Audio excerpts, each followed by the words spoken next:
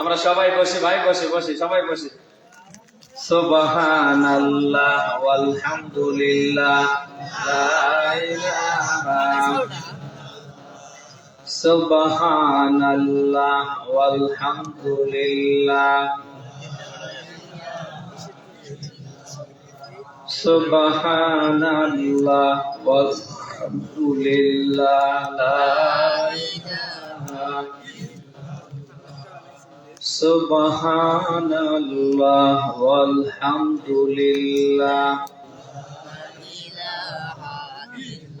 লা ইলাহা ইল্লাল্লাহ মুহাম্মাদুর রাসূলুল্লাহ সাল্লাল্লাহু আলাইহি ওয়াসাল্লাম। ঠিক আছে তো সব না? প্রাণ প্রিয় টাঙ্গাইল মাসে আমরা এসেছি আল্লাহর কোরআন শুনতে। সবাই মিলে আমরা নিয়োগ করি, শুধু শুনলে হবে না, আমরা যেন সবাই মিলে এটা মানতে পারি। আগামীর সমাজ, আগামীর রাষ্ট্রে কি করে এটা মানাতে পারি, আমরা ওই পক্ষে সবাই যেন হাত রাখতে পারি, এরকম একটা পরিবেশ যেন আল্লাহ দান করে, বলেন আমিন। দেশ স্বাধীনের 54 বছর চলছে। এদেশ অনেকে অনেক ভাবে চালিয়েছে, অনেকে এসেছে, অনেকে গিয়েছে, বলেন না কেন? অনেকে অনেক ভাবে দেশে শান্তি, সেফটি, নিরাপত্তা দেওয়ার চেষ্টা করেছে, কেউ শতভাগ দিতে পারেনি। মানুষের তৈরি করা মতবাদ দিয়ে, আইন দিয়ে কিয়ামত হয়ে যাবে, কেউ এই দেশে শতভাগ শান্তি, সেফটি, নিরাপত্তা দিতে পারে না, পারবে না। এই দেশে শতভাগ মানুষের সেফটি, নিরাপত্তা প্রতিষ্ঠিত হবে তখন, আগামীর এই বাংলাদেশে কোরআনের রাজ কায়েম হবে যখন। 54 বছরে সবার শাসন দেখা শেষ, সামনে আল্লাহর কোরআনের শাসন দেখতে চাই। আপনারা চান না? আমরা দল ভিন্ন করতে পারি, আমাদের আকীদা মতের অমিল থাকতে পারে, অসুবিধা নেই, কিন্তু আগামীতে আল্লাহর কোরআন দিয়ে দেশটা চলবে, এই পক্ষে কি আমরা এক না? এই জন্য আমাদের চেষ্টা করা লাগবে, যারা আগামীতে এই দেশে কোরআনের রাজ কায়েম করতে চায়, তাদের মধ্য দিয়ে আগামীতে এই দেশটা আল্লাহর কোরআন দিয়ে চলবে। আমাদের প্রত্যেকের কাজ হবে তাদেরকে সাপোর্ট করা, রায় দেয়া। শুনতেছেন? আপনি যদি ভালো কোনো মানুষকে রায় দিতে পারেন, সমর্থন দিতে পারেন, ও রায় সমর্থন আপনার পেয়ে যত ভালো কাজ করবে, আপনি হয়তো 10, 20, 50 দিন পরে থাকবেন না, বা 10 বছর পরে থাকলেন না, আপনার এই রায় সমর্থন পাবার পরে ওই লোকটা যত ভালো কাজ এই দেশে করবে, ওখান থেকে ইয়াকুল্লাহু নাসিবুম মিনহা, একটা অংশ আল্লাহ আপনার আমল নামায় বার্তাবে। শুনতেছেন? আবার সিস্টেম দেখুন। আবার আপনি যদি ওই রকম অসৎ, অযোগ্য, অপদার্থ, খারাপ কোন মানুষকে রায় দেন, সমর্থন দেন, আপনার রায় সমর্থন পাবার পরে চেয়ারে বসে যত এই দেশে আকাম কুকাম করবে, ইয়াকুল্লাহু কিফলুম মিনহা, ওখান থেকে খারাপের একটা অংশ আপনার আমল নামায় বার্তাবে। কে বলছেন? বলেন বলেন। এই জন্যই কিয়ামতে অনেক মানুষ আমল নামা পাবার পরে দুঃখে ফেটে পড়বে, ডাক্তার বলবে, আল্লাহ কি গো, এ তো আমি জীবনে করিনি, আমি তো নামাজি ছিলাম, আমি তো রোজাদার ছিলাম, আমি তো হাজি ছিলাম, ও আল্লাহ এগুলো তো কোনদিন আমি করিনি। আল্লাহ তাআলা বান্দাকে পথে উত্তরে সান্ত্বনা দেবে, তুমি এগুলি করনি, একদিকে তুমিও যেমন জানো, আমি আল্লাহ তেমন জানি, কিন্তু তুমি জিন্দা থাকতে তোমার জীবদ্দশায় এমন এমন মানুষকে রায় দিয়েছো, সমর্থন দিয়েছো, যারা তোমার রায় সমর্থন পাবার পরে চেয়ারে বসে বসেছিল না, ওরা 180 মাইল বেগে এই দেশে মদ খাবার বৈধ লাইসেন্স দিয়েছিল, ওরা বিভিন্ন মোড়ে মোড়ে পতিতা খুলেছিল। এক কথা কি শুনতেছে? ওরা বিভিন্ন মরে মরে জেলায় উপজেলায় পতিতালয়ের লাইসেন্স দিয়েছিল। দেশের সম্পদ 180 মাইল বেগে কেউ কানাডার সাহেব পাড়ায় বেগম পাড়ায় পরিণত করেছিল। টাঙ্গাইলবাসী এই জন্য সিদ্ধান্ত নেওয়া লাগবে, আমরা সামনে সবাইকে রায় সমর্থন দিতে পারি না, কেবল তাদেরকে সমর্থন দিতে পারি যারা সৎ, আগামীতে যারা যোগ্য। ভোট আসলে তো কারোর মাথা ঠিক থাকে না, ভোটার যারা তাদের ধান্দা থাকে শুধু নাম্বারই ভোট, আর যারা ভোট করে তাদের ধান্দা থাকে শুধু শেয়ার, বলেন না? এতদিন ওনারে আপনি দেখেননি, ওনারে আপনি খুঁজে পাননি, এখন ভোট কাছাকাছি এসেছে, এখন 14 বার করে আপনার সামনে এমন এমন কথা বলবে মনে হচ্ছে যে সামনে একেবারে পুরোটাই উল্টে দিল, বলে না কেন? এই জন্য ভোট আসলে আমরা দেখতে পাই যারা ভোটার তাদের ধান্দা থাকে শুধু নাম্বারই নোট, আর যারা ভোটে দাঁড়ায় তাদের টার্গেট থাকে কি শেয়ার, যেভাবে হোক আমার শেয়ারে পছন্দ। আমরা কি টাকা নিয়ে সামনে আমাদের আমানত আমরা কি বিক্রি করতে চাই? এই যে হাত, এটা কিয়ামতে সাক্ষী দেবে না, বলেন না কেন? আজ হয়তো এই হাত কোনো কথা বলে না, মনে যা যায় আপনি তা করছেন, কিন্তু কিয়ামতে মোটেও কিন্তু এই হাত আর চুপ থাকবে না। ওই দিন আল্লাহ তাআলা ডাক দিয়া বলবে, বান্দার হাত বল তোরে দি আমার বান্দা কি কি করেছে। হাত ওই দিন বলতে পারে না, পারবে না। সূরা ইয়াসিন 36 নম্বর সূরা 23 নম্বর পারা 3 নম্বর পৃষ্ঠা 65 নম্বর আয়াতে পাবেন আল্লাহ পাক বলেন, আল ইয়াউমা নাখতিমু আলা আফওয়াহিহিম ওয়া তুকাল্লিমুনা আইদিহিম ওয়া তাশহাদু আরজুলুহুম বিমা কানু ইয়াকসিবুন। বলেন আল্লাহু আকবার।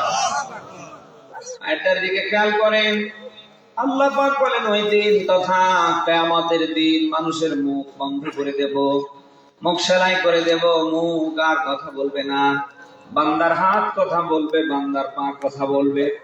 ওই দিন আল্লাহ তাআলা বান্দার হাতকে জিজ্ঞেস করবে, বান্দার হাত বল তোরে দিয়ে কি কি করেছে। সঙ্গে সঙ্গে হাতে কথাও বলবে, আল্লাহ ভোটের সময় ও টাকা নিয়ে নিয়ে ভোট দিয়েছে। আপনি কি জবাব দেবেন বলেন তো? এই পা দিয়ে সবার পিছনে যাওয়া যাবে না, সবার পিছনে গিয়ে স্লোগানও দেওয়া যাবে না, কারণ এই পা কিয়ামতের সব বলে দিতে পারবে না, পারবে না। আল্লাহ যখন বান্দার পাকে জিজ্ঞেস করবে, বান্দার পা বল তোরে দিয়ে কোন কোন জায়গায় গিয়েছে, ডাক দেয়া বলবে, আল্লাহ এই পা দিয়ে অমুক অমুক নেতার পিছনে গিয়ে স্লোগান দিয়েছে। ও নিজেও জেনেছিল নেতার চরিত্র কুকুরের চেয়েও নিকৃষ্ট।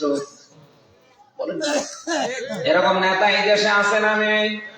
নেতার চরিত্র দিনে একরকম, রাতের বেলা আর একরকম। বাদার দিয়ে বলবে, আল্লাহ এমন এমন নেতার পিছনে গিয়ে স্লোগান দিয়েছে যে নেতার ভিতরে একরকম, বাহিরে আর এক রকম। ও নিজেও জেনেছিল নেতার চরিত্র ভালো না, এর পরেও নেতার পিছনে গিয়ে স্লোগান দিয়েছে, আমার নেতা তোমার নেতা, অমুক নেতা তমুক নেতা, অমুক নেতার চরিত্র ফুলের মতো পবিত্র। নেই এইরকম মানুষ? না থাকলে আর কয়েকদিন যাক দেখতে পাবেন। টাঙ্গাইলবাসী যা করছেন অন্তত চিন্তা ভাবনা করে করেন। আপনি যাই করেন এটা কিন্তু গোপন থাকে না, সব কিন্তু এই যে ভিডিওর মতো ধারণ হচ্ছে। সামান্য একটা মোবাইল ফোন যদি আমাকে সহ আমার কথাগুলি ধারণ করতে পারে, বলেন তো আমি আপনি যা করছি এগুলি কি আল্লাহ ধারণ করতে পারে না? এই বিশ্বাস আছে না আপনাদের? অতএব যেখানে যা করেন, যার পিছনে ছুটছে, ওরে ভাই একটাও কিন্তু বাদ যাচ্ছে না, সব আল্লাহর সিসি ক্যামেরায় নোট হচ্ছে। ওই দিন আল্লাহ তাআলা যখন ওপেন করবে তখন আপনি পাগলের মতো হয়ে যাবেন, বাঁচার কোনো উপায় থাকবে না। অতএব কোথায় যান, কি করেন, কার পিছনে যাচ্ছেন, কার নামে স্লোগান দিচ্ছেন, অন্তত যাওয়ার আগে আপনার চিন্তা ভাবনা করে যাওয়ার দরকার আছে না নেই? টাঙ্গাইলবাসী এই জন্য আমাদের সিদ্ধান্ত নেওয়া লাগবে, দুনিয়া যেহেতু থাকার জায়গা না, থাকতে চাইলেও তো আমরা কেউ থাকতে পারবো না, আজ আছি কাল নেই। কত ভালো মানুষ রাতের বেলা খেয়ে দিয়ে ঘুমিয়ে যায়, সকাল বেলার ঘুম থেকে উঠতে পারে না, 8টা-9টার ভেতরে রাস্তায় রাস্তায় মাইকিং শুরু হয়ে যায়, অমুক আর নেই। আজকের এই রাতটাও তো আমাদের জীবনের শেষ রাত হতে পারে না, পারে না? বলেন আদেব কি করেছেন একবার চিন্তা ভাবনা করে করে আপনি কি নিয়ে যেতে পারবেন? এই সমাজের মানুষ, এই এলাকার মানুষ, আপনার পরিবার আপনারে কি দেবে? এই মুহূর্তে যদি আপনার নিঃশ্বাস বন্ধ হয়ে যায়, চোখের লাইট দুইটা যদি অফ হয়ে যায়, আপনার আমার সাথে কিছু যাবে।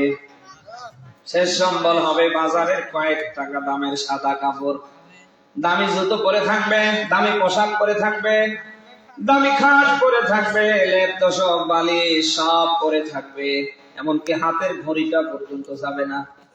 বলেন না কেন?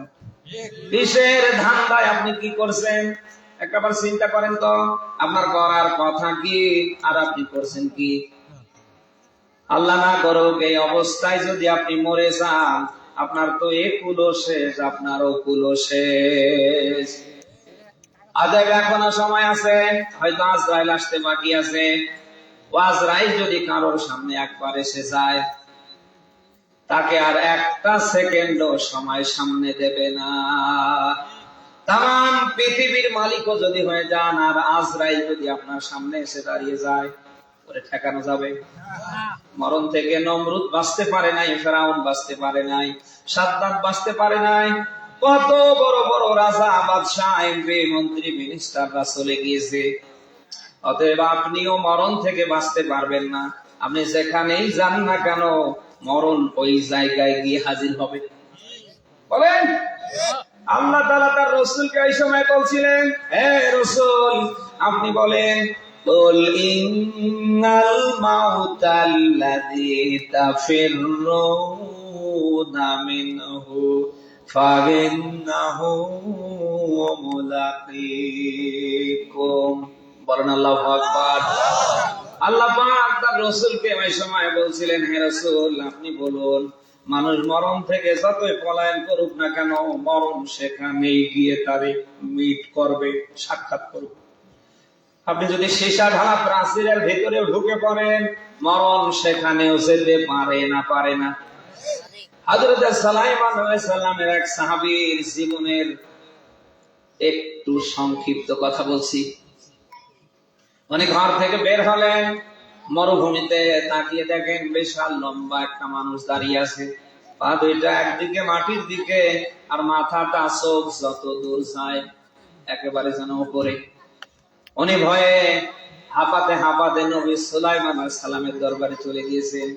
ডাক দিয়ে বললেন, আল্লাহর নবী সুলাইমান, আমার জীবনে এত বড় লম্বা মানুষ আমি দেখিনি। আমার মনে হয় এটাই হবে হয়তো আমার জীবনের জান কবজকারী একজন ফেরেশতা। হযরত সুলাইমান আলাইহিস সালাম ডাক দিয়ে বলেন, সাহাবী কি চাই, কি করতে পারি? সাহাবী ডাক দিয়ে বলেন, আল্লাহর নবী সুলাইমান, আমারে অন্তত এই দেশ থেকে অন্য কোন দেশে পাঠান। আপনারা জানেন সুলাইমান আলাইহিস সালামকে আল্লাহ মুজিজা হিসাবে বাতাস দিয়েছিলেন। সুলাইমান আলাইহিস সালাম যখন এই বাতাসকে বলতো, বাতাস ডানে যা ডানে যেত, বামে যা বামে যেত। মুহূর্তের ভেতরে সুলাইমান আলাইহিস সালাম বাতাসকে আদেশ দিলেন, বাতাস আমার এই সাহাবী যে দেশেই যেতে চায় ওরে সে দেশেই নিয়ে যা। মুহূর্তের ভেতরে বাতাস নিজের দেশ অতিক্রম করে অন্য দেশে নামিয়ে দিল। সুলাইমান নবীর সাহাবী ওই দেশে মাটিতে পা দুইটা কোন রকম দিয়েছে, আর চোখ দুইটা খোলা মাত্রই তাকিয়ে দেখেন নিজের জন্মভূমিতে যে লোকটারে দেখেছে, পা দুইটা মাটির দিকে আর মাথা একেবারে আসমানের দিকে। ঠিক যেন ওই লোকটাই আবার ওই দেশে তার সামনে দাঁড়িয়ে আছে। ঘটনা বলার উদ্দেশ্য আমার না, মরণ থেকে বাঁচার জন্য, পালানোর জন্য আপনি যেখানেই আত্মগোপন করেন আপনি থাকতে পারবেন না। মরণ সেখানেই গিয়ে আপনার সাথে মিট করবে। মরণ থেকে যেহেতু রেহাই পাবার কোনো সুযোগ নেই, যার জন্ম হয়েছে তার যেহেতু মৃত্যু হবে, সবাইকে যেহেতু মরণের স্বাদ গ্রহণ করাই লাগবে, ওই মরণ আসার আগেই আমাদের আল্লাহর দিকে ব্যাক করার দরকার আছে না নেই? যা করেছেন ভাই অসুবিধা নেই, হয়তো এখনো সময় আছে। নিজের অপরাধের দিকে তাকান আর ডাক দিয়ে বলেন, আল্লাহ আমি যা করেছি ভুল করেছি, অন্যায় করেছি, আমি বলছি নাই, মাফ করে দাও। বিশ্বাস করেন আল্লাহর দিকে নিজের অপরাধের দিকে তাকিয়ে যদি এমনটা করে ফিরতে পারেন, আসতে পারেন, পাহাড় পর্বতের সমান অপরাধ থাকলে ওটা রাখবেন, আল্লাহ মাফ করে দেবেন। সূরা জুমার 54 নম্বর আয়াতে আপনি শুরুতে দুইটা কথা পাবেন। এখানে আল্লাহ আপনার ব্যাপারে দুইটা কথা দিয়েছে, ওয়ানিবু ইলা রাব্বিকুম ওয়াসলিমু লাহ। আয়াতটার দিকে খেয়াল করেন, আল্লাহ পাক বলেন ওয়ানিবু, তোমরা আমার দিকে ফিরে আসো, ওয়াসলিমু লাহ, তোমরা আমার কাছে সারেন্ডার করো, মাথা নত করো, আত্মসমর্পণ করো। কে বলছেন? এও যদি আল্লাহর দিকে ফিরে আসতে পারে, 2 নম্বরে এরপরে সে যদি নিজেকে নত করে দিতে পারে, অতটুকুন যদি নিজের ভেতরে জাগ্রত করতে পারে, আল্লাহ আমি এতদিন যা করেছি, ভুল করেছি, অপরাধ করেছি, ও আল্লাহ সামনে আমি আর করব না, মাফ করে দাও। বিশ্বাস করুন অবশ্যই আল্লাহ মাফ করতে পারে না, পারে না। এই পৃথিবীতে কোন মা বাবার আদরের সন্তান যদি হারিয়ে যায়, ওটা ফিডব্যাক আসলে মা বাবা যতটুকু না খুশি হয়। এই পৃথিবীতে আল্লাহর বানানা আদম সন্তান অন্যায় অপরাধ করার পরে যদি আল্লাহর দিকে ফিরে আসে, মা বাবার হারিয়ে যাওয়া সন্তান মা বাবার কাছে ফিরে আসলে মা বাবা যতটুকু না খুশি হয়। আল্লাহর কোন আদরের বান্দা বান্দি অন্যায় অপরাধ ছেড়ে দিয়ে নিজের অপরাধ বুঝতে পেরে ও আল্লাহর দিকে যদি 1 নম্বরে ফিরে আসে, 2 নম্বরে যদি আল্লাহর কাছে নত হয়, সারেন্ডার করে, মা বাবার হারানো সন্তান মা বাবা হারিয়ে ফেলে যতটুকু না খুশি হয়, মহান আল্লাহ তার আদরের বান্দা বান্দির জন্য তার সে কোটি কোটি গুণ খুশি। তামাম পৃথিবীতে যত সৃষ্টি আপনি দেখছেন, একটা সৃষ্টিকেও আমার আল্লাহ সরাসরি নিজ হাতে বানাননি। শুধু একটা মাত্র সৃষ্টিকে আল্লাহ নিজ হাতে বানিয়েছেন, তার নাম মানুষ। এই মানুষ কিয়ামতে জাহান্নামে যাবে, টার্গেট আল্লাহর না, আমার আল্লাহর টার্গেট মানুষ যেন কিয়ামতে জান্নাতি হয়। শুনতেছেন? এজন্য কোরআনে অনেক আয়াত আল্লাহ দিয়েছেন। সূরা মাইদা 5 নম্বর সূরার 7 নম্বর পারার 19 নম্বর পৃষ্ঠার 74 নম্বর আয়াতে পাবেন, আল্লাহ বলেন আফালা ইয়াতুবুনা ইলাল্লাহি ওয়া ইস্তাগফিরুনা। ও বান্দা, তোমরা কি আমার দিকে ফিরে আসবে না, ব্যাক করবে না? ওয়া ইস্তাগফিরুনা, তোমরা কি আমার কাছে ক্ষমা চাইবে না? কে বলছে? এর থেকে প্রমাণিত হয় কেউ যদি আল্লাহর দিকে ব্যাক করতে পারে, আল্লাহর দিকে যদি ফিরতে পারে, অবশ্যই আল্লাহ তারে মাফ করবে। 99 ভাগ মহব্বত আল্লাহর হাতে, আর 1 ভাগ মহব্বত তামাম সৃষ্টিকুলের উপরে ছড়িয়ে দিয়েছে, যার ছিটাফোঁটা আমরা মানুষ পেয়েছি। শুনতেছেন? 1 ভাগ মহব্বতের কারণে আমাদের আত্মীয় স্বজন থেকে নিয়ে শুরু করে একেবারে নিজেদের ভেতরে কারোর কিছু হলে আমরা ঠিক থাকতে পারি না। যে আল্লাহর হাতে 99 ভাগ মহব্বত, বলেন তো মায়ের সে, বাবার সে, তামাম পৃথিবীবাসীর সে মানুষের প্রতি আল্লাহর মহব্বত কম না বেশি? তিনি প্রত্যেকটা রাতে আজ প্রথম আসমানে নেমে আসে আর এ কথা বলতে থাকে, এ আসো আমার বান্দা বান্দিগণের ভেতরে, আমার কাছে ক্ষমা চাও, আমার কাছে মাফ চাও। আমি আল্লাহ বলছি অবশ্যই তোমাদের মাফ করে দেয়া হবে। সুবহানাল্লাহ বলতে পারেন না? আগের যারা যা করেছেন অসুবিধা নেই, এখনো সময় আছে ভাই, হয়তো আজরাইল আসতে বাকি আছে, ফিরে আসেন। ও আজরাইল যদি একবার সামনে এসে দাঁড়িয়ে যায়, আর কাজ হবে না। তার বাস্তব প্রমাণ শিক্ষার জন্য বলছি, ফেরাউন আজীবন মুসা আলাইহিস সালাম, হারুন আলাইহিস সালামকে জ্বালিয়েছে। শেষ পর্যায়ে যখন ফেরাউনকে আল্লাহ পানিতে চুবিয়ে চুবিয়ে মারছিলেন, ওই সময় ফেরাউন একবার পানিতে ডুবে আর একবার ওঠে।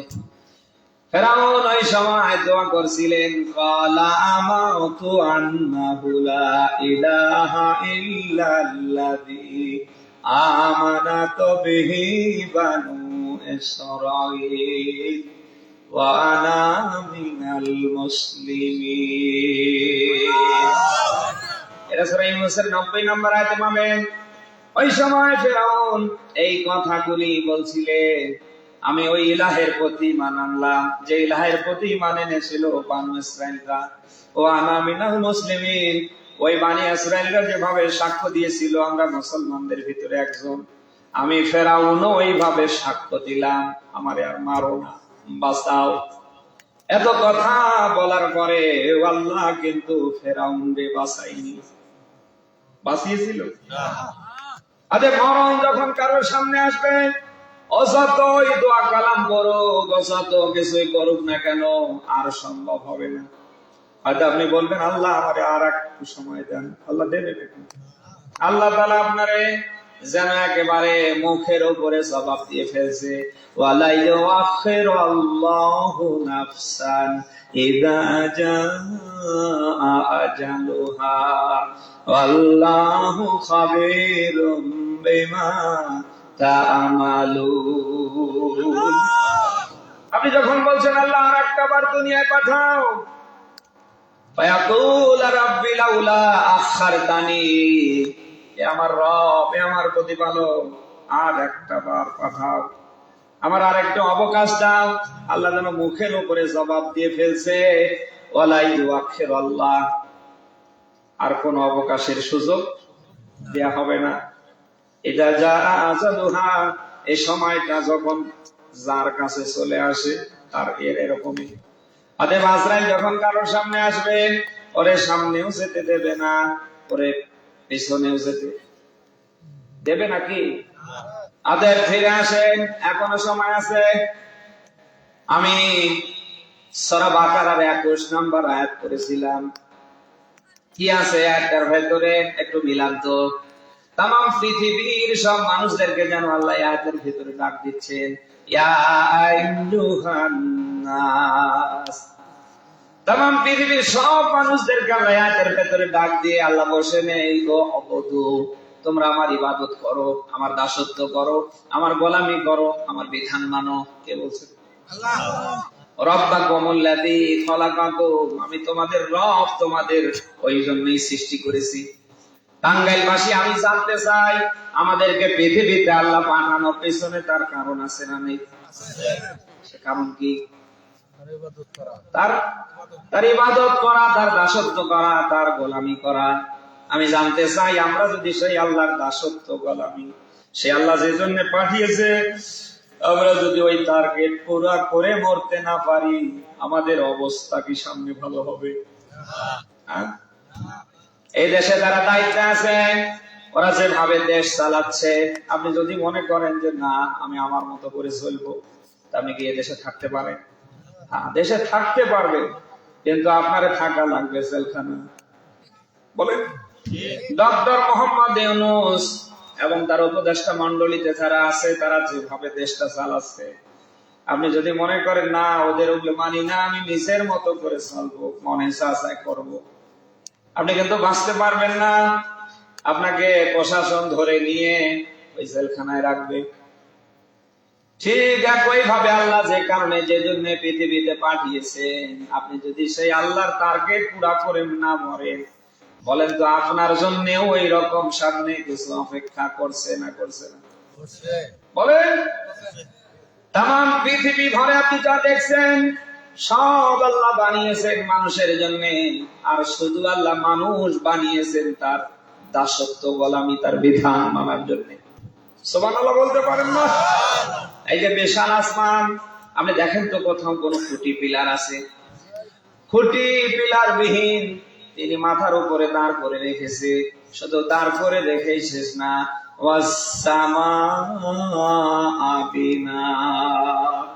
তিনি আসমানটাকে ছাদ বানিয়ে দিয়েছে। জমিনে বৃষ্টি যখন দরকার, তিনি ঠিক সময় মতো বৃষ্টি জমিনে দেন। আর এই বৃষ্টি জমিনে পড়তে দেরি, মরা জমিন যেন জিন্দা হতে দেরি না। শুধু আসমানটাকে আল্লাহ সাত বানিয়ে শেষ করেনি। দিনে তাকাবেন এর সুন্দরতা একরকম, রাতের বেলা তাকাবেন এর সুন্দরতা যেন আরেক রকমের। তাম পৃথিবীতে যে জমিন, এটাকে আল্লাহ তাআলা বিছানা বানানোর মতো করে দিয়েছেন। বাংলাদেশের জমিন গুলো যেরকম, ইন্ডিয়ায় যাবেন ওর জমিন গুলো ওরকম, পাকিস্তানে যাবেন, কানাডায় যাবেন, ব্রিটেনে যাবেন, আমেরিকায় যাবেন, তাম পৃথিবীতে জমিন গুলো আল্লাহ মানুষের জন্য বিছানা করে দিয়েছে। এই পৃথিবী যেন তার ভারসাম্য হারাতে না পারে, এই জন্য আল্লাহ তাআলা জমিনের উপরে বড় বড় পাহাড় যেন দাঁড় করে রেখেছে। সারাদিন আপনি ক্লান্ত শ্রান্ত হবেন, এই জন্য আল্লাহ তাআলা রাতের ব্যবস্থা করে দিয়েছেন। এমন রাত আল্লাহ বানিয়ে দিয়েছে, আপনি ঘুমের ঘরে যেতে দেরি, সারা দিনের ক্লান্ত দূর হতে দেরি না। যত নিয়ামত আপনাকে আমাকে আল্লাহ দিয়েছে, আপনি আমি যদি ওই নিয়ামতের শুকর করি, কখনো শেষ হবে? বলে আল্লাহ বলেন, ওয়া ইন তাউদ্দু নি'মাতাল্লাহি লা তুহসুহা। এটা সূরা ইব্রাহিমের 34 নম্বর আয়াতে পাবে।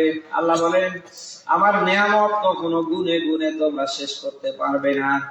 পায়ের আঙ্গুল থেকে একেবারে মাথার চুল পর্যন্ত যা দিয়েছে সব নিয়ামত যেন কার।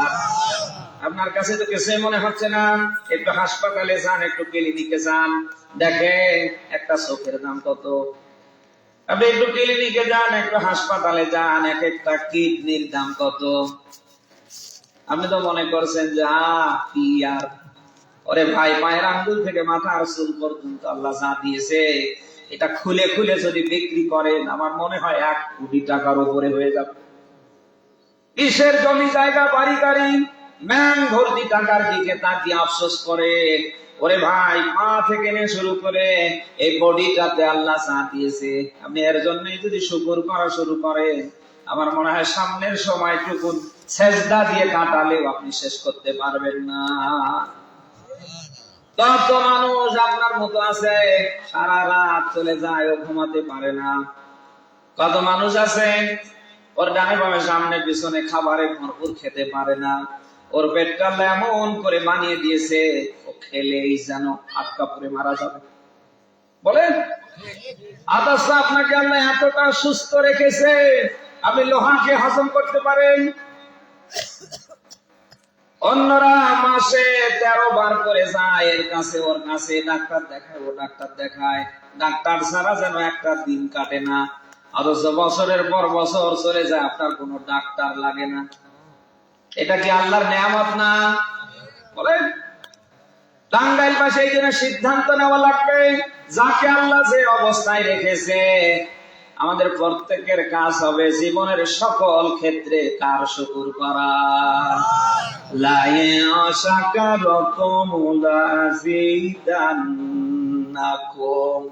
আল্লাহ বলেন, কেউ যখন আমার শুকর করে, আমি আল্লাহ তার নিয়ামত বাড়িয়ে দিই। কে বলছে? যারা যে অবস্থায় আছেন, এই অবস্থায় থেকে যদি আল্লাহর শুকর করতে পারেন, অবশ্যই অবশ্যই আল্লাহ নিয়ামত বাড়াতে পারে না? পারে না? শুকর আদায় করতে হবে ভাই। শুকরিয়া জানাই আল্লাহ, শুকরিয়া জানাই তোমায়, অসহায় বান্দা মোরা বেঁচে আসি তোমার দয়ায়। শুকরিয়া জানাই আল্লাহ, শুকরিয়া জানাই তোমায়, অসহায় বান্দা মোরা বেঁচে আসি তোমার দয়ায়। আর দয়ায় বেঁচে আসি ভাই। আল্লাহ যেন আমাদের সুস্থ রাখে, ভালো রাখে, জীবনের সকল ক্ষেত্রে আল্লাহর শুকর করবেন। মুসা আলাইহিস সালাম একদিন তুর পাহাড়ে যাচ্ছিলেন, তো 3 জন মুসা আলাইহিস সালামকে ডেকে বললেন, আল্লাহর নবী মুসা, যেহেতু আপনি তুর পাহাড়ে যাচ্ছেন, আমাদের ব্যাপারে একটু খবর নিয়ে আসবেন। প্রথম মহিলা এসে ডাক দিয়া বলেন, আল্লাহর নবী মুসা, আমার খুব কষ্টে দিন যায়, কি এমন কাজ করলি পরে আমার কষ্ট কেটে যাবে। এরপরে আর এক মহিলা ডাক দিয়ে বললেন, পয়গম্বর মুসা, যেহেতু আপনি তুর পাহাড়ে যাচ্ছেন, আপনি গিয়ে আল্লাহরে বলবেন কি এমন কাজ করলি পরে সম্পদ কমে যাবে, আমার তো খালি শুধু সম্পদ বাড়ে আর বাড়ে। শুনতেছি। আর একজন প্রতিবন্ধী ডাক দিয়ে বললেন, আল্লাহর নবী মুসা, আপনি তো তুর পাহাড়ে যাচ্ছেন, আপনি গিয়ে আল্লাহরে বলবেন আমার হাতও নেই পাও নেই, তো এই যে বিকলাঙ্গ, আমি প্রতিবন্ধী, আমার কি দরকার ছিল বানানো, আপনি একটু শুনে আসবেন, আমার এদিকে কি কোনো কাজ আছে? মুসা আলাইহিস সালাম তুর পাহাড়ে চলে গিয়েছে। আল্লাহর সাথে কথা প্রবচন শেষ হবার পরে মুসা আলাইহিস সালাম 3 জনের কথা তুলে ধরেছে। শুনতেছেন? আল্লাহ তাআলা ডাক দিয়ে বলছেন, মুসা, যে মহিলা তোমারে বলেছে তার অভাব কাটবে কি করে, সে যেন সব সময় আমি আল্লাহর শুকর করে।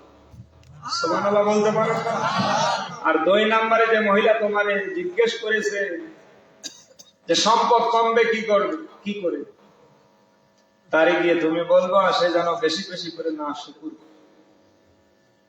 3 নম্বরে মুসা আলাইহিস সালামকে আল্লাহ তাআলা বললেন, ওই যে প্রতিবন্ধী, যার হাত নেই পা নেই, তারে গিয়ে বলবা জাহান্নামের একটা ছিদ্র বন্ধ করার জন্য আল্লাহ তোমারে সৃষ্টি করেছে। এই বিকলাঙ্গ প্রতিবন্ধী মানুষ দিয়ে কথা শোনার পরে বলে ফেললেন, আলহামদুলিল্লাহ। এতটুকুন বলতে দেরি মুসা আলাইহিস সালাম দেখছেন যে তার হাতের জায়গায় হাত, পায়ের জায়গায় পা যেন অটোমেটিকলি। এই জন্য আল্লাহ বলেন, বান্দা নিয়ামত পাবার পরে যদি নিয়ামতের শুকর করে, নিয়ামত বাড়িয়ে দেন কি না, শুকর করা যাবে না। অথচ এই দেশে আমরা কি দেখতে পাই, যার যত হয় তার আরো তত।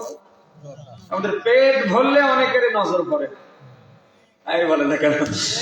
অনেক মানুষ এই দেশে আছে, ওরা চায় শুধু আমাদের হোক, পাশের বাড়ির যেন কারোর না হয়। না, এখানে তো নেই এরকম, সব আল্লাহর ওলি বসে আছে। অনেকে চায় যে শুধু আমাদেরই হোক আর কারোর যেন না হয়। আমার মনে হয় এই বাংলাদেশে যেন 180 মাইল বেগে প্রতিহিংসার আগুন জ্বলছে। আমি হুজুরও চাই শুধু আমারই দাওয়াত হোক, আর কোন হুজুর যেন উঠতি না। বলেন না কেন? আমি হুজুর, শুধু আমি থাকবো আর কেউ থাকবে। এই যে প্রতিহিংসা, এটা আল্লাহ পছন্দ করে না। কথা কি আপনি শুনতেছেন? লা ইয়ারহামুল্লাহু মাল্লা ইয়ারহামুন নাস, যে মানুষের প্রতি দয়া করে না সে আল্লাহর দয়া পায় না। এই কথা কি আপনি শুনতেছেন?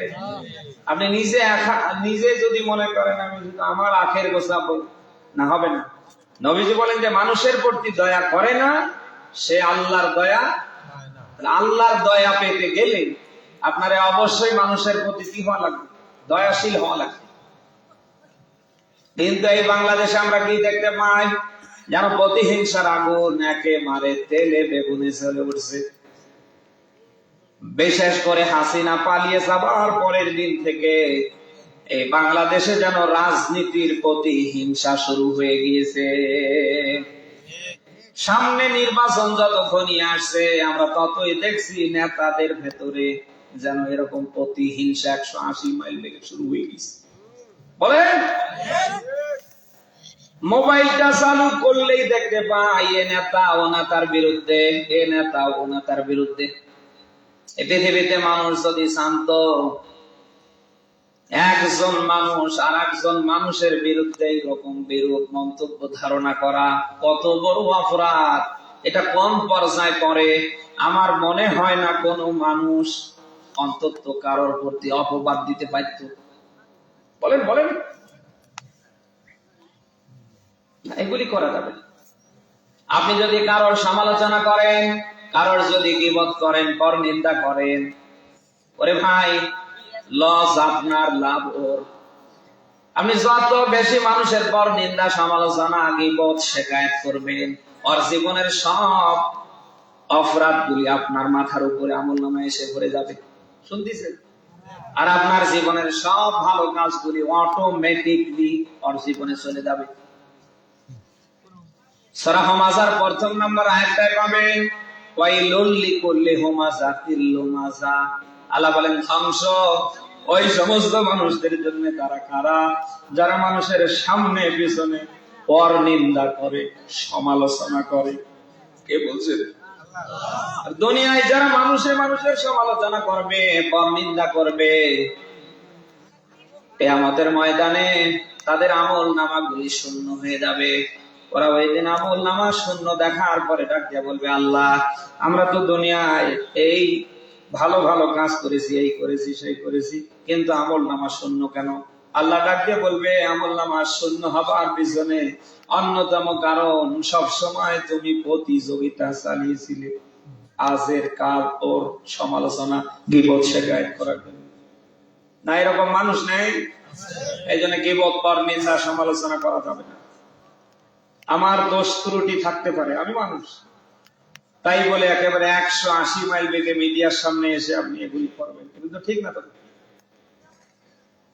অ্যাডভোকেট শিশির মনিরের বিরুদ্ধে দেখলাম বিএনপির এক নেতা যা মুখে আসছে তাই বলে বেড়াচ্ছে। আবার একটা দিন যেতে না যেতে আজকে আবার দেখছি ও থরথরে কাঁপছে, ওর হাতও চলে না, ওর পাও চলে না।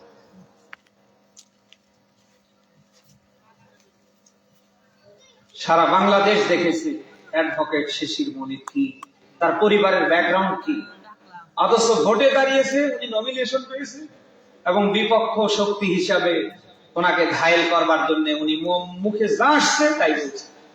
এমনকি আমরা শুনলাম যে উনি এক পর্যায়ে বলেও ফেলছে যে উনি রাজাকারের বাচ্চা, ওনার 14 গোষ্ঠী নাকি রাজাকার। আমরা তো দেখেছিলাম এই 1.5 দশকে হাসিনা জিকিরেই শুরু করতো রাজাকার ত্যাগ নিয়ে, বলে না কেন?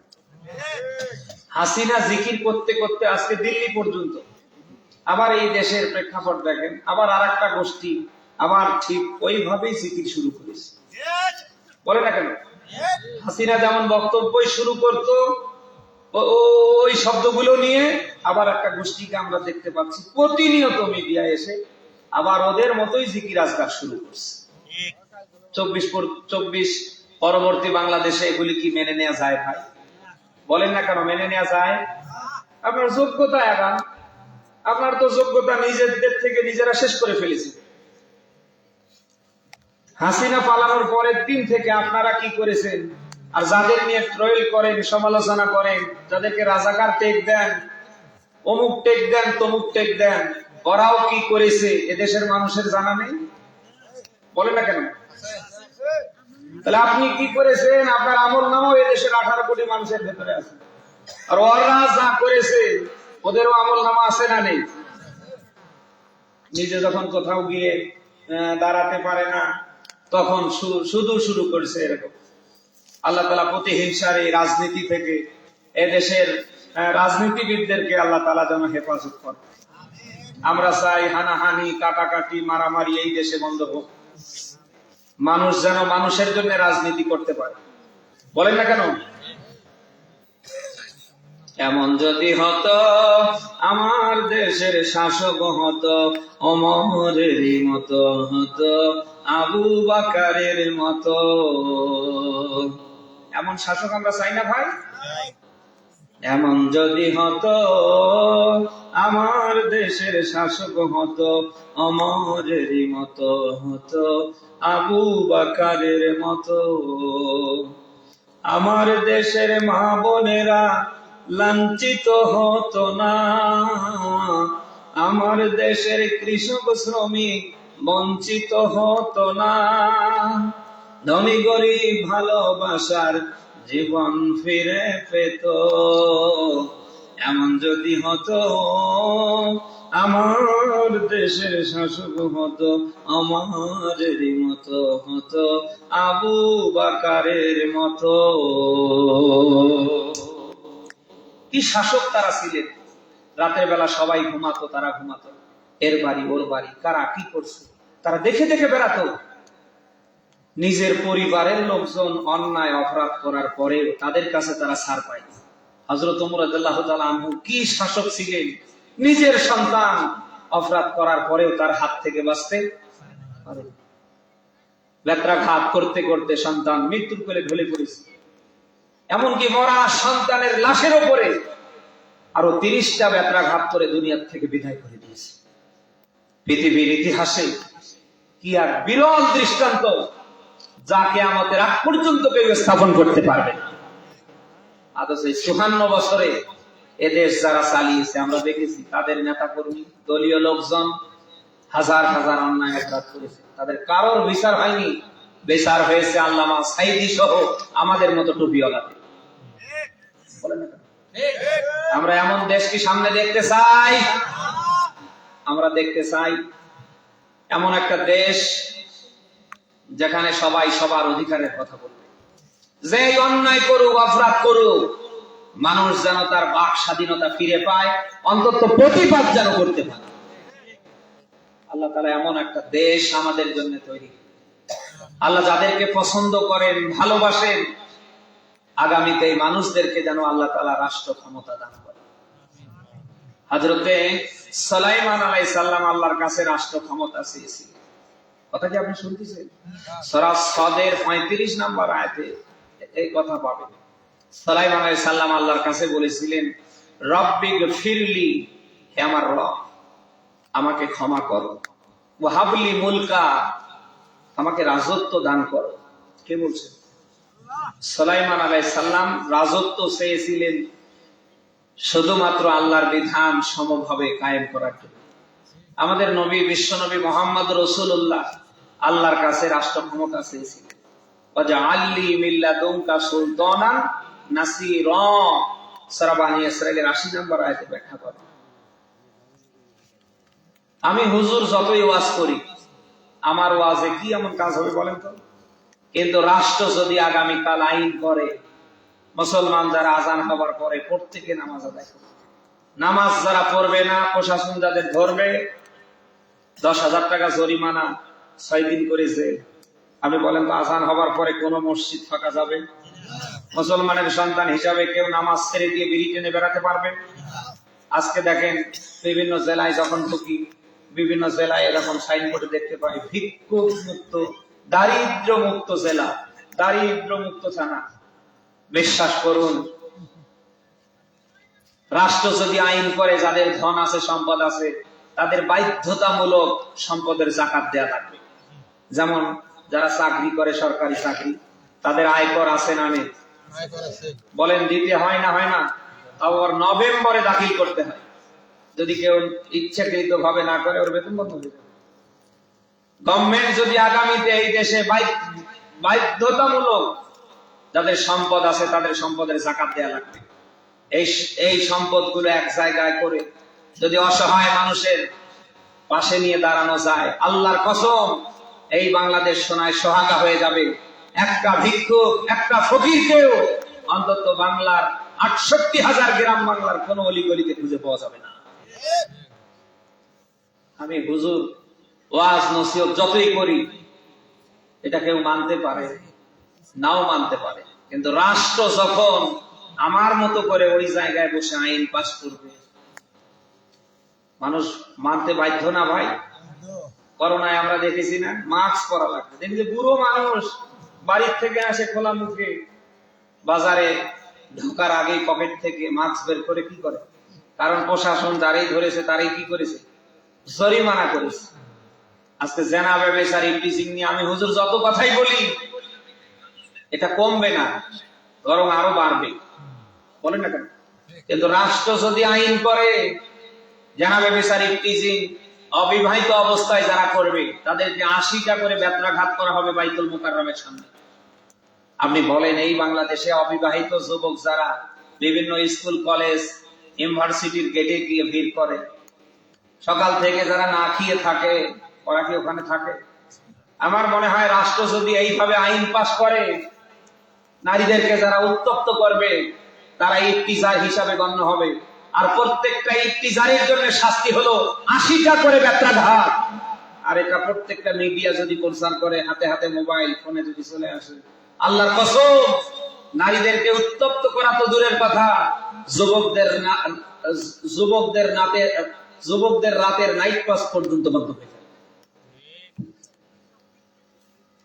আমরা চাই আগামীতে আল্লাহ যোগ্য মানুষদেরকে যেন রাষ্ট্র ক্ষমতা দান করে, তারা রাষ্ট্র ক্ষমতা পেয়ে আল্লাহর ইসলাম দিয়ে যেন, আল্লাহর বিধান দিয়ে যেন দেশটা চালাতে পারে। এই যোগ্যতা যেন আল্লাহ এদেশের সৎ যোগ্য মানুষদের দান করে, বলেন আমি। আমি আয়াত করেছিলাম আল্লাহর ভাষ্য, হে মানুষ সকল, আমি আল্লাহ তোমাদের সৃষ্টি করেছি আমার ইবাদত, আমার দাসত্ব, আমার গোলামির জন্য। আমাদের সেই গোলামি, সেই দাসত্ব, সেই আল্লাহর বিধান মানার দরকার আছে না নেই? আমরা নিজেরা মানবো, আমাদের অধীনে যারা আছে তারাও কি করে মানে, ওই পক্ষে আমরা কাজ করবো, পারবো না? আমি স্বামী, আমার নৈতিক দায়িত্ব আছে আমার স্ত্রীও যেন আল্লাহর বিধান মানতে পারে। কিন্তু এই দেশে আমরা দেখতে পাই অনেক স্বামী আছে নিজে 5 ওয়াক্ত নামাজ পড়ে, জুমার দিন 12টার সময় গিয়ে মসজিদে বসে থাকে, অথচ ওনার বউ আল্লাহর হস্তে পশ্চিম দিকে একটা সিজদা দেয় নেই। এরকম আপনার স্ত্রীকে কিয়ামতে, আপনার স্ত্রীর ব্যাপারে কিয়ামতে আপনাকে জিজ্ঞেস করা হবে, সেদিন ধরা খাবে। এই জন্য আপনি যদি ভালো কাজ করেন, আপনার পরিবারে আপনার স্ত্রী, আপনার ছেলে মেয়ে যারা আছে তারাও যেন করে, এই পক্ষে আপনার হাত রাখা লাগবে। পারবেন না ইনশাআল্লাহ? সব শেষ কথা, মা বোনরা যারা এসেছে, আমি জানি আপনারা নামাজও পড়েন, রোজাও রাখেন, আবার বোরকাও পরেন, কিন্তু এক জায়গায় আপনাদের খুবই ঘাটতি, যেটা না বললেই নয়। সেটা হচ্ছে অধিকাংশ মা বোনরা যারা স্বামীকে কোনোভাবেই মানতে চান না, স্বামীকে স্বামী বলে আপনারা দামে দিতে চান না, এরকম মা বোন এদেশে আছে না নেই? স্বামী ডানে যেতে বললে বামে যায়, বামে যেতে বললে ডানে যায়, এরকম মা বোন এদেশে কম না বেশি বলেন তো? আদর্শ নবীজি বলেন কোন স্ত্রী যদি তার স্বামীকে রাজি আর খুশি রাখে, সরাসরি মহান আল্লাহ তাআলা ওই স্ত্রীর উপরে রাজি আর খুশি থাকে। নবীজি বলেন আল্লাহ তাআলা তাকে বাদ দিয়ে যদি কাউকে সেজদা দানের অনুমতি দিত, আল্লাহ কবুল করুক। আমি তাম পৃথিবীর নারীদের বলতাম সবাই স্বামীর পায়ে সেজদা করো। তাহলে স্বামীর দাম আছে না নেই? অথচ এই দেশে অনেক মা বোন আছে নামাজ পড়ে, রোজা রাখে, কালা বোরকা পরে, হাতে হাত মোজা, পায়ে পা মোজা, স্বামীরই মানতে চায়, দামই দেয় না।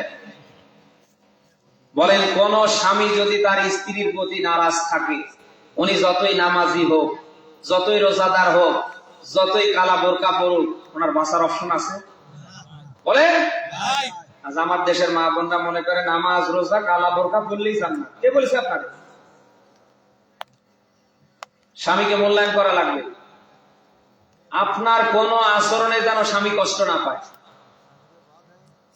শুধু মাহফিলে দল বেঁধে আসলে হবে না, এখান থেকে কিছু নিয়ে বাসায় গিয়ে প্র্যাকটিক্যাল লাইফে মিলাতে হবে। বলে না কেন? আজ অধিকাংশ সংসারগুলোতে আপনি দেখেন তো ভাই, স্বামীর সাথে স্ত্রীর কোনো বিয়ে নেই, অথচ কোন সংসারে স্বামী আর স্ত্রীর ভেতরে যদি সুসম্পর্ক না থাকে, এটা যদি হয়ে যায় সাপ আর বেজির সম্পর্ক, ওটা তো আর ঘর থাকে না, ওটা যেন দুনিয়ায় একটা জাহান্নাম হয়ে যায়। আর স্বামী স্ত্রীর ভেতরে যখন কিছু একটা হয়ে যায়, তখন খুশি হয় শয়তান। কে? দুইটা জায়গায় শয়তান সবচেয়ে বেশি খুশি হয়। একটা হচ্ছে ভাই ভাই যখন গন্ডগোল বেঁধে যায়, আর একটা স্বামী স্ত্রীর ভেতরে যখন গন্ডগোল শুরু হয়। মা বোন যারা এসেছেন, স্বামীকে কোনোভাবে কষ্ট দেবেন না, সব সময় স্বামীকে খুশি রাখার চেষ্টা করবেন। স্বামীকে খুশি রেখে যদি মরতে পারেন, আল্লাহ তাআলা অবশ্যই হয়তো কিয়ামতে ফাতেমাতুজ জোহরার সাথে, আয়েশা সিদ্দিকা রাদিয়াল্লাহু তাআলা আনহার সাথে আপনাকে জান্নাতে যাবার সুব্যবস্থা করে দেবে। আর আপনারা যারা স্বামী আছেন, আপনাদের অনুরোধ করে বলছি, অন্তত স্ত্রীকে মহব্বত করবেন, ভালোবাসবেন, স্ত্রীর সুখে দুঃখে পাশে থাকবেন। যারা স্ত্রীকে কষ্ট দেন, পিটান, এটা কালকে থেকে আর করবেন না। আজকে একটা অপরাধ দেখে হাত উঠালে, ভাই তার ভালো দিক আছে না? বলেন, আজকে একটা অপরাধী করে তারে পিটালেন, হাসপাতালে দিলেন, আপনি বলেন তার ভালো দিক আছে না? একটা অপরাধের দিকে তাকিয়ে এভাবে সিদ্ধান্ত নেবেন না, অন্তত তার ভালো ভালো দিকগুলির দিকে তাকান, আজকের এই অপরাধটা মাফ করে দেন। আমরা স্বামী হিসাবে কি এই গুণটা কালকে থেকে নিজের ভিতরে রাখতে পারি না? কোন নবী, কোন রসুল স্ত্রীদেরকে পেটাননি, অতএব আমরাও স্ত্রীদেরকে পেটান। আপনি দেখেন তো এই এলাকায় যে সবচেয়ে বেশি বউ মারে, ওর বউটাই সবচেয়ে বেশি টেরা। বলে না কেন? কারণ ওই মহিলা মার খেতে খেতে অভ্যস্ত হয়ে গেছে। যে আমার স্বামী আর কি করতে পারে, আমারে হয়তো কয়েকটা কিল গুতা, হয়তো কয়েকটা মার দিবে, এই পর্যন্তই শেষ। আপনার দৌড় কোন পর্যন্ত উনি বুঝে গিয়েছে। অতএব ভাই পিটিয়ে বউ সোজা করা যাবে, আর আপনি চেষ্টা করলেও পারবেন না। মরে যাওয়া ছাড়া ওদের আর কোনো উপায় থাকবে না, কারণ ওদের জন্মই তো হয়েছে আদম আলাইহিস সালামের বাম পাশের পাঁজরের কি বাঁকা, তোর জন্মগতই তেরা। আপনি যতই মারে এগুলো সোজা হবে, কারণ ও তো জন্মগতই বাঁকা। অতএব ভাই বউয়ের উপরে ক্ষিপ্ত হয়ে নারাজ হয়ে হাত না তুলে তারে বুঝান। তারে কি করা লাগবে বলেন? তারে বুঝান। তাকে আপনি ভালোবাসেন, মহব্বত করেন, এ কথাগুলি তারে শোনান। যত পারেন তারে পাম্পট্টি দেন। দেখবেন ওই পরে ওই লাঠি দিয়ে মেরে যা হয় না, খালি শুধু ওর কানের কাছে গিয়ে বলবেন, তুমি ছাড়া আমার কে আছে? তোমার মতো কি আরো কেউ হতে পারে? তুমি আমার জান, তুমি আমার পরাণ। বলে না কেন? 10 টাকার একটা সানাসুরের প্যাকেট নিয়ে এসে হাতে দিলেই তো সব শেষ। অথচ সেই জায়গায় আপনি মারেন। মারতে মারতে এই দেশে অনেক আছে বাহাদুর হয়ে যায়, যোদ্ধা হয়ে যায়। আরো যদি 2-4-5 জন আসে, ওরে কি আটকায়? আমার তো মনে হয় এই কোয়ালিটির লোক যারা এলাকাবাসী এক হয়ে ওরে ধরে পিটানো দরকার। বলেন না কেন? একবারে ওই রকম করে পিটি হাসপাতালে নেন, আমার মনে হয় পুরো ইউনিয়ন, পুরো থানা ভালো হয়ে যাবে। একটা অপরাধের কারণে তুমি বউ পিটাচ্ছ, তোমার অপরাধ নাই? তুমি যে জাতের জাত, তুমি যা করছো, তোমার বউ যদি কালকে ওপেনে সব মিডিয়ায় বলে দেয়, তখন তো মরে যাও ছাড়া কোনো বুদ্ধি থাকবে। সামান্য পায়ের আঙ্গুলে কিছু একটা লাগলে তুমি 7 দিন ধরে জুতা পায়ে করতে পারো না, আর যারা লাঠি দিয়ে পিটাও, আহত করে রাখো, তার কি ব্যথা লাগে না? আরে ভাই, যে জিনিস ছাড়া আপনি বাঁচবেন না, ওরে অযথা এভাবে শাস্তি দিয়ে লাভ আছে? বলেন, হুজুর মুজুর যারাই আমরা আছি, হে ছাড়া আমাদের বাঁচার উপায় আছে? যারে ছাড়া সুস্থ থাকা সম্ভব না, মাথা ঠিক রাখা সম্ভব না, সামান্য অপরাধের কারণে কি হয়েছে? তরকারিতে একটু লবণ বেশি, কি হয়েছে? এই সেই সামান্য এটু নিয়ে টুকিটাকি শুরু হয়ে গেল, শেষে হাত তোলা তুলে। কেন করেন ভাই? এগুলি করা যাবে না। স্ত্রীকে মহব্বত করবেন, ভালোবাসবেন। আল্লাহ বলছেন, ওয়াশিরুহুন্না বিল মারুফ, তোমরা স্ত্রীদের সাথে ভালো ব্যবহার করো। কে বলছেন? আল্লাহ। স্ত্রীর সাথে ভালো ব্যবহার করা লাগে। ভুল ত্রুটি মিলেই মানুষ, আমাদেরও ভুল আছে, তাদেরও ভুল আছে। 2 জন মানুষ একসাথে পথ চলতে গেলেই ভুল হবে, ত্রুটি হবে। তো এইগুলি দেখভাল করবার, এগুলি মেনে নেবার দায়িত্ব দুজনেরই। এখন মাঝখান থেকে আমরা যদি ছাড়াও হয়ে যাই, মা বোনদের দোষ যে নেই আমি কিন্তু এই কথা বলছি না। ওরা যে কি পরিমাণ খুশি হয়েছে আপনি খালি দেখেন। মাইক গুলি সাধারণত খায় ওরা ওদের কারণে। আমি বানিয়ে বলছি, যত কারণে ওরা মার খায় তার ভেতরে আমি খুব শর্ট করে বলছি, 1 নম্বরে কিছু একটা হলেই ওরা হাত করে থাকে, মুখ খুলতে চায় না। হ্যাঁ, এই এলাকায় কি এরকম? সারা দেশের সব তরিকা তো দেখি যে সব লোক একই রকম। কিছু একটা হলেই হাত করে থাকে। বা অনেকে আছে আবার হাত করে না থেকে উনি বোনের বাড়ি, ভাইয়ের বাড়ি, বাবার বাড়ি লাভ দিয়েছিলেন। আর 2 নাম্বার আর একটা কারণে মার খায়, সেটা কি বলবো? কিছু একটা হলে একবার মুখ খুললে মরে গেলেও আর মুখ বন্ধ করে। হ্যাঁ, এলাকায় কি এরকম? কেমন লাগে বলেন তো? নিজে দোষ করেছে, অন্যায় করেছে, এরপরেও মুখ বন্ধ করে। স্বামী 10টা কথা বলতে পারে, আপনাকে তো সেটা নিতে হবে। আপনি যদি এখন স্বামীর মুখে মুখে তর্ক করেন, স্বামী একটা বলে আপনি 100টা বলে, তাহলে কোন স্বামীটার মেজাজটা ঠিক থাকবে? সে হুজুর হোক আর মুজুর বলে। খুব বেশি বানালাম বলেন তো? মাটির দিকে তাকাবেন, মা বোনরা যারা এসেছেন মাটির দিকে তাকাবেন। উনি একাই কতক্ষণ বকবকে থাকবেন? সর্বোচ্চ 10 মিনিট হাতের ঘড়ি দেখে আপনি থাকবেন চুপ করে। শেষে ও দেখবে কি মানুষ না কলেরা। কারণ তালি বাজাতে গেলে 2 হাত লাগবে না লাগবে? এক হাতে তালি বাজে। তা আপনি যখন চুপ করে থাকবেন, ও তখন চিন্তা ভাবনা করবে কি মানুষ না কলেরা। আস্তে করে বের হয়ে দোকানে গিয়ে বলবে, এই এটা পেনশন দিতে দে। মনের সুখে গাছের নিচে বসে বা স্টেশনের পাশে পেনশন টানবে আর বলবে, ভাই আর কিছু হোক না হোক, আল্লাহ আমার ঘরে একটা বউ দিয়েছে। বলেন তো এই প্রশংসা পাওয়া ভালো না উল্টো দিকে স্বামীর হাতে কোপান খাওয়া ভালো? মা বোনরা যারা এসেছেন, স্বামীর মুখে মুখে তর্ক করবেন, এটা সবচেয়ে বদ অভ্যাস।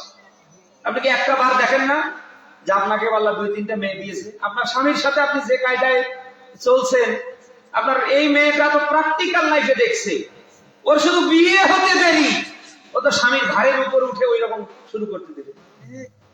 এই জন্য এখানে যুবক যারা বিয়ে করেননি, আমি তো বিয়ে করার আগে রাসূলের তো হাদিস আছে, 4টা গুণ দেখা লাগবে, অতিরিক্ত আর একটা এক্সট্রা দেখবেন। সেটা কি? দেখবেন যে হবু শাশুড়ি আম্মার সাথে হবু শ্বশুরের সম্পর্কটা ঠিক আছে কি। গোপন তত্ত্ব ফাঁস করে গেল। মা বোনরা যারা এসেছেন এগুলি করবেন না। আল্লাহ তাআলা আমাদের সবাইকে অত্র কথাগুলি বুঝবার, বাস্তব জীবনে আমলের আল্লাহ তৌফিক দান করুন। রাত 12টা পার হয়ে গেছে, আর সামনে কথা না, আমরা এখানেই শেষ করছি। এখন এই দোয়া হবে, মোনাজাত হবে, হুজুর কিছু বলে মোনাজাত।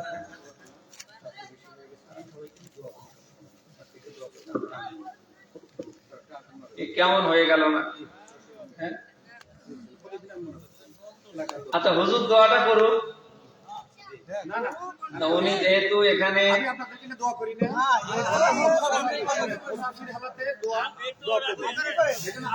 সবাই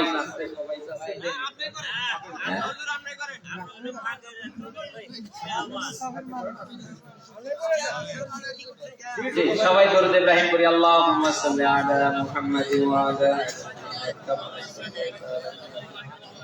আল্লাহুম্মা বারিক আলা মুহাম্মাদ ওয়া আলা আলি মুহাম্মাদ কামা। আপনারা ওনাকে ভুল বুঝিয়েন না, আসলে উনি আমার দিকে তাকিয়েই মূলত কথা বলেননি। কারণ উনি যদি কথা শুরু করতেন, তো একটা মানুষ কথা বলতে গেলে ঘন্টা খানিক কিছুই হয় না, তো রাত গভীর হয়ে যেত, হয়তো সেই দিকে তাকিয়ে উনি, যাই হোক যেটা হয়েছে হয়েছে, আপনারা ক্ষমার দৃষ্টিতে দেখবেন। আমি জানি ছোট থেকে নিয়ে শুরু করে বড়রা, এমনকি নারীরা সবাই ওনাকে অত্যন্ত মহব্বত করেন, ভালোবাসেন। তো উনার এখানে পোস্টারে সময় ছিল 8টা, কিন্তু ওনাকে মঞ্চে নিয়ে আসা হয়েছে 10টার পর। তো এই যে একটা সময়ের হেরফের। আর বিশেষ করে আমি মনে করি যে আরো যারা আছেন, বিশেষ করে যে আব্দুল্লাহ জাহিদ, তারপরে আতিকুর রহমান, আপনাদেরকে এখানে সময়কে উল্লেখ করে দিচ্ছে 7টা 40। সে সময়ের ভেতরে আপনারা উপস্থিত হতে পারলে কথা বলবেন, না পারলে না। আর একজনের সময় এসে তো এইভাবে ঠিক না, যেহেতু আপনাদের কোনো ভিত্তি নেই। এশারের পরে দাওয়াতি মেহমান 2টা, একটা দ্বিতীয় বক্তা, একটা প্রধান বক্তা। কথা কি শুনতেছেন?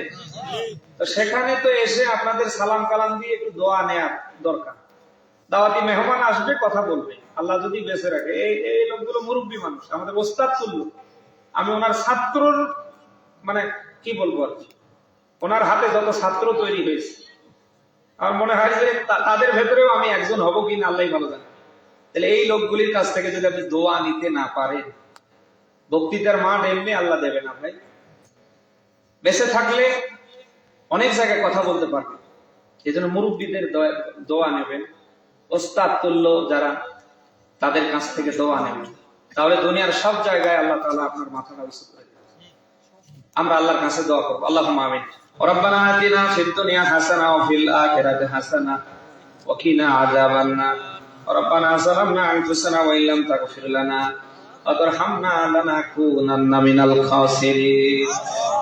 রব্বুল আলামিন মরহুম ইবাদুল্লাহর ছেলে মোহাম্মদ দেলওয়ার হোসেনের বাড়িতে আল্লাহ তাআলা তাফসীর মাহফিলের সমাপনী মুহূর্তে রাত প্রায় 12টা পার হতে চলছে। আল্লাহ মাগরিব থেকে নিয়ে এখন পর্যন্ত যারা কথা বললাম আর শুনলাম, বাস্তব জীবনে তুমি মানবার আমলের তৌফিক দাও। জীবন ধরনে গুনাহ করেছি আল্লাহ, আমাদের গুনার দিকে না তাকায়, তোমার রহমতের দিকে তাকায়, তুমি মাফ করে দাও।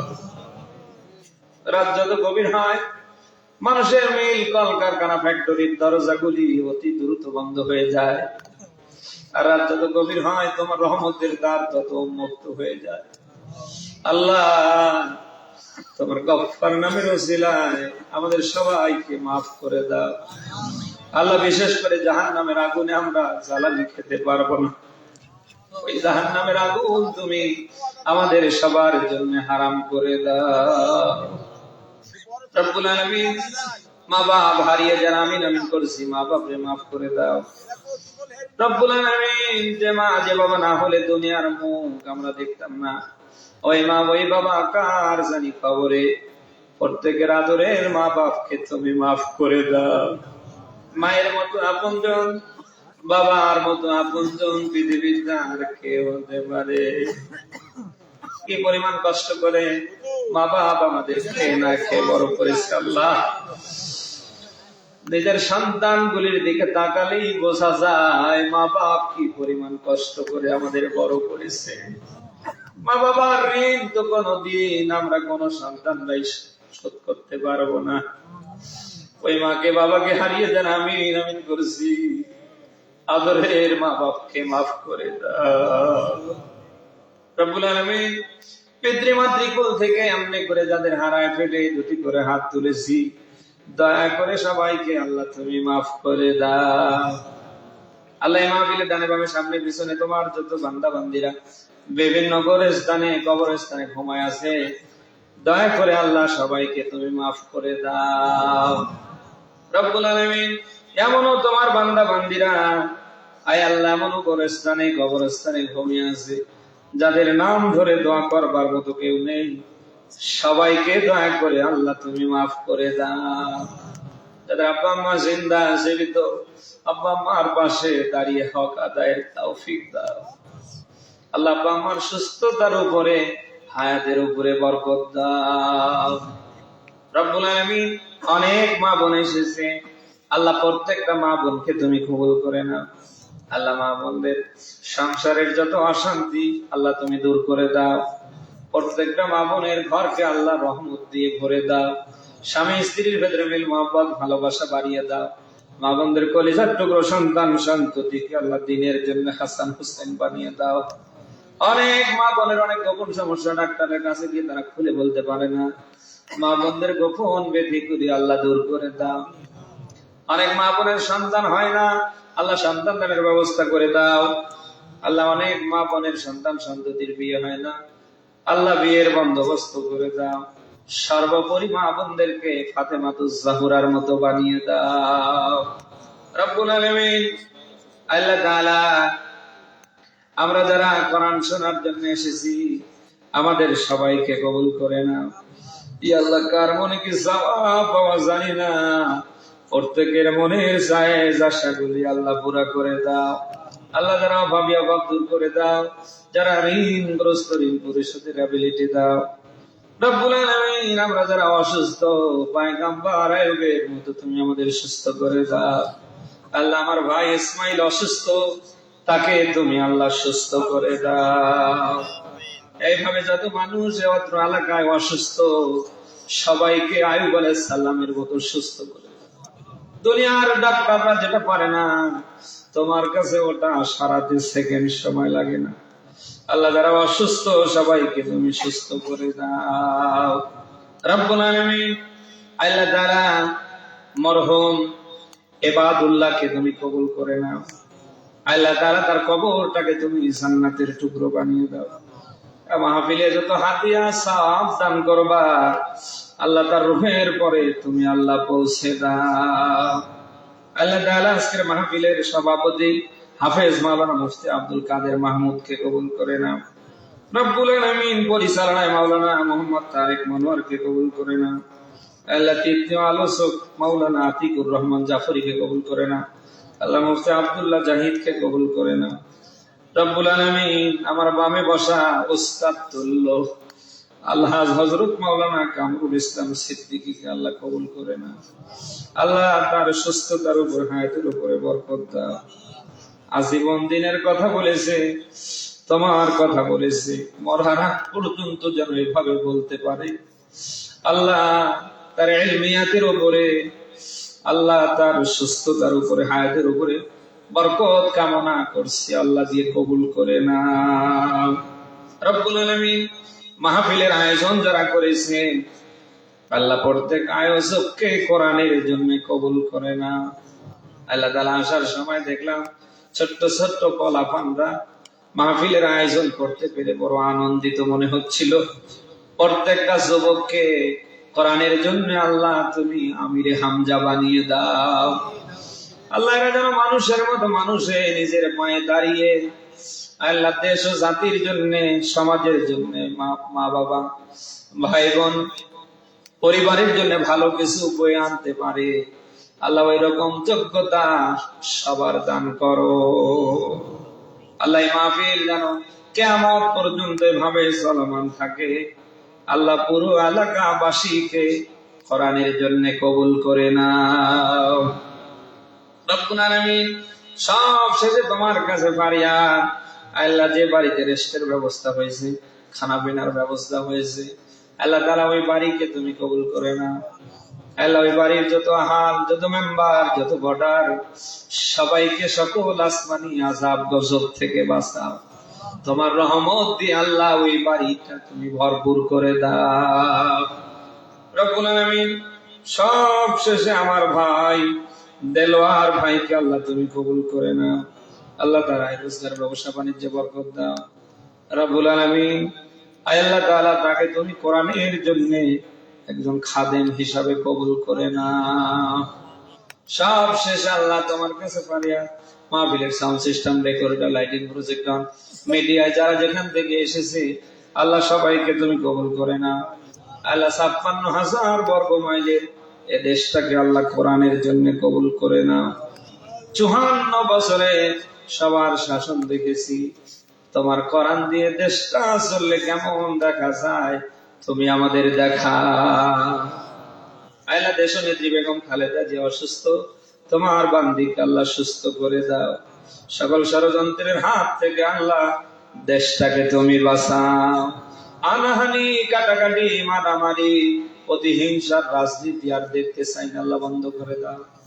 সবাই মিলে এক হয়ে যেন দেশের জন্য, দেশের মানুষের জন্য সেবক হয়ে কাজ করতে পারি, ওই রকম যোগ্যতা তুমি আমাদের দাও।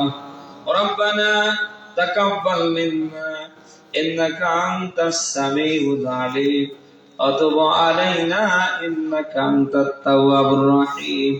যেদিন মালাকুল মাউত আজরাইল আমাদের সামনে আসবে, আমাদের প্রত্যেকের জবানে জারি করে দিন লা ইলাহা ইল্লাল্লাহু মুহাম্মাদুর রাসূলুল্লাহ। আসসালামু আলাইকুম ওয়া রাহমাতুল্লাহ।